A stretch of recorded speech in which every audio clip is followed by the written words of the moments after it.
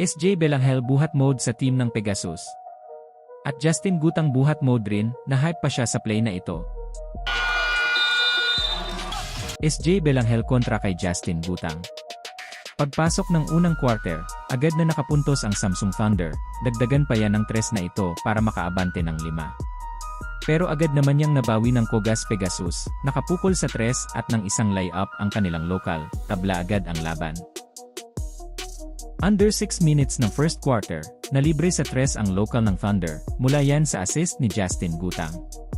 Sa 4 minutes mark, nagparamdam na si SJ Belangel, nakagawa ng steal at assist itong si SJ, maagang na-hype dahil sa dunk na ito ng kanilang import.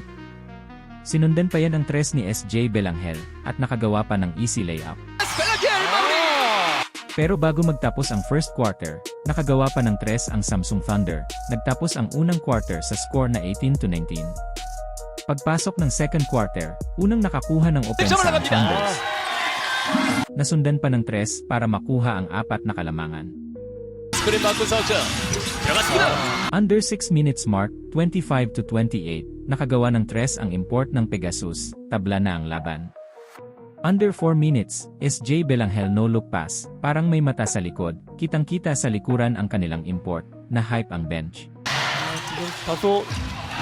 Dito na rin napatake over si Justin Gutang, 2 3 na magkasunod ang naitala, na-hype ng sobra itong si Gutang.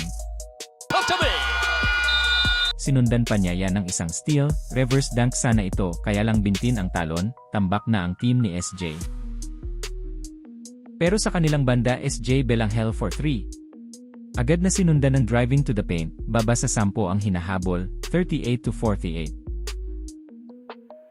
Gusto pa yan ibaba ng lokal ng Pegasus, kaya lang mintis ang attempt sa 3, 38-51, sa pagtatapos ng second quarter.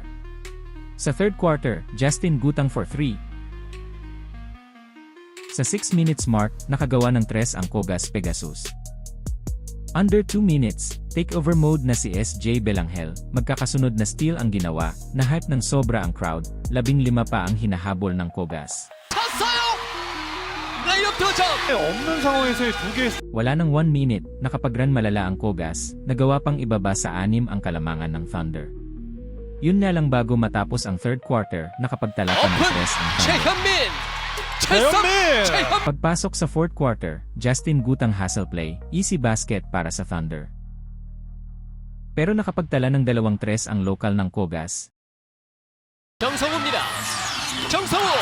Na agad naman yan binawi ni Justin Gutang, balik sa 13 ang kalamangan. Sa 6 minutes mark, SJ Belangel ayaw sumuko, dive for the ball. Under 4 minutes, Kogas Pegasus nakagawa ng 3. Pero Justin Gutang sobrang init rin ng shooting sa 3, akyat na sa 17 ang kalamangan. Sa 2 minutes mark ng fourth quarter, easy 2 points para sa import, at nasundan pa ng 3 ng local ng Thunder.